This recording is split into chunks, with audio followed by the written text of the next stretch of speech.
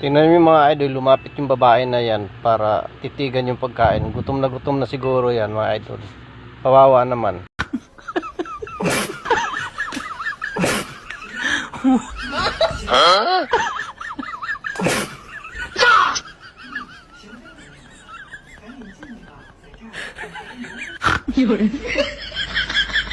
Hala, kain na ng boss.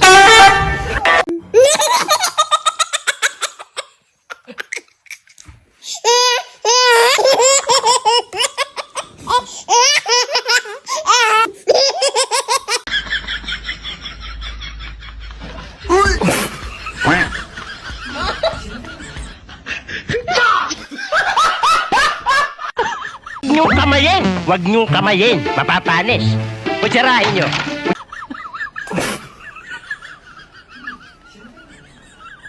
Huh?